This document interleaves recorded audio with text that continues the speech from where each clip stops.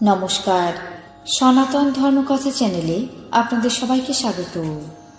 আজ ফাল্গুন মাসের 6 তারিখ, বৃহস্পতিবার, শুক্লপক্ষের দ্বিতীয়া তিথি।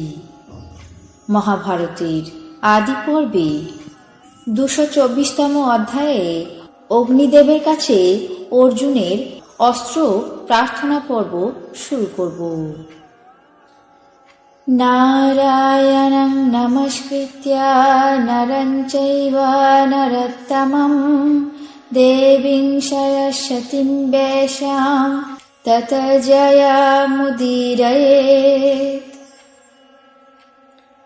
ঋষি বৈশম্পায়ন বললেন, হে মহারাজ, অগ্নিদেব খাণ্ডব বনকে দগ্ধ করতে না পেরে গ্লানিযুক্ত হয়ে বারবার হতাশ হয়ে তৎক্ষণাৎ ক্রোধে ব্রহ্মার কাছে গমন করলেন।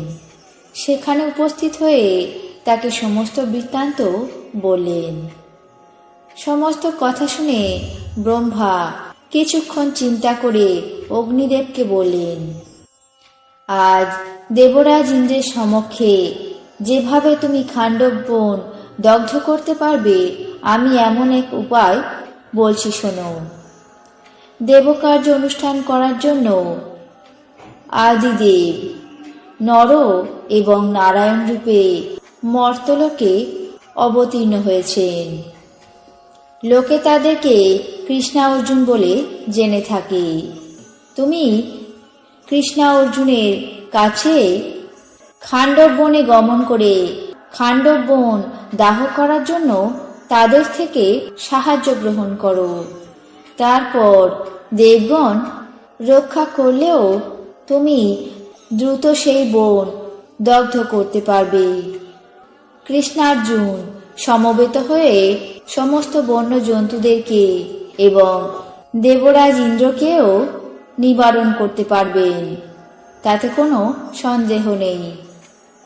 এই কথা শুনে অগ্নিদেব কৃষ্ণ এবং অর্জুনের সামনে উপস্থিত হয়ে তাদের কাছে সাহায্য প্রার্থনা করলেন।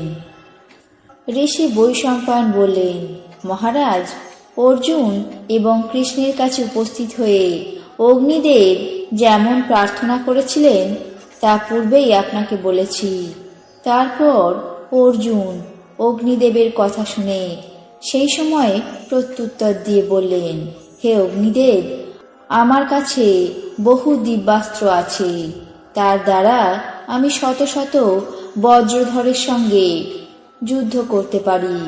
কিন্তু যখন আমি সমরক্ষেত্রে বিক্রম প্রকাশ করব, তখন আমার ভুজবেগ সহ্য করতে পারে এমন ধনুক নেই।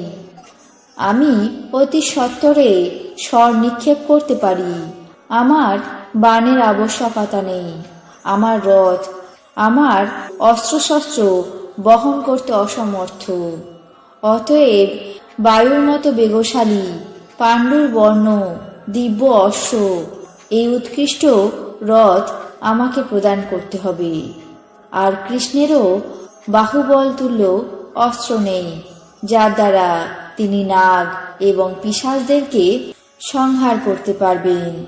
হে ভগবান, যাতে আমরা বজ্রধর ইন্দ্রকে নিবারণ করতে পারি তার উপায় বলে দিন। আমরা কেবল পৌরুষ প্রকাশ করে কার্য সাধনে প্রবৃত্ত হব, কিন্তু আপনাকে তার উপযোগী উপকরণ সবই আহরণ করতে হবে। ভগবান অগ্নিদেব অর্জুনের কাছ থেকে এমন কথা শুনে উদকের মধ্যে বাস করা জলেশ্বর বরুণদেবকে স্মরণ করলেন। চতুর্থ লোকপাল বরুণদেব, তার চিন্তা করা মাত্রই তিনি তৎক্ষণাৎ সেখানে উপস্থিত হলেন। ভগবান অগ্নিদেব সমাগত বরুণদেবকে যথোচিত সৎকার করে বললেন, হে জলেশ্বর, সোমরাজ তোমাকে যে ধনু, তুনির্দয় এবং বানরধ্বজ রথ প্রদান করেছিলেন, সেই সমস্ত আমাকে শীঘ্রই প্রদান করো। পার্থ গান্ডীব দ্বারা এবং কৃষ্ণ চক্র দ্বারা কোনো এক মহৎ কর্ম সম্পন্ন করবেন। বরুণদেব অগ্নির প্রার্থনায় সমর্থ হয়ে যশ ও কীর্তিবর্ধন, সর্বশস্ত্র প্রমাথি, সর্বায়ুধ সারভূত সেই বিচিত্র বর্ণ, পরম অদ্ভুত দিব্য সরাসন, অক্ষয় তুনীর এবং এক রমণীয় রথ প্রদান করলেন। আজ মহাভারতের আদি পর্বের 224তম অধ্যায়ে অগ্নিদেবের কাছে অর্জুনের অস্ত্র প্রার্থনা এখানেই শেষ করছি। বাকি অংশ আগামী পর্বে পাঠ করে শোনাব। এখন জেনে নেব আজকের দিনের 12টি রাশির রাশিফল। মেষ প্রাপ্তি যোগ, বৃষ আশাভঙ্গ, মিথুন বিশ্বাস ভঙ্গ, কর্কট অবসাদ, সিংহ শিরপীড়া, কন্যা সমস্যা বৃদ্ধি, তুলা অগ্নিভয়, বৃশ্চিক আঘাত প্রাপ্তি, ধনু ব্যবসায় মন্দাভাব, মকর শুভ যোগাযোগ, কুম্ভ প্রাপ্তিতে বাধা, মীন অসাধুতা। এই ছিল আজকের দিনের 12টি রাশির রাশিফল। আপনাদের কেমন লাগলো তা অবশ্যই কমেন্ট বক্সে জানাবেন। চ্যানেলটিকে সাবস্ক্রাইব করবেন, লাইক করবেন, শেয়ার করবেন। ধন্যবাদ।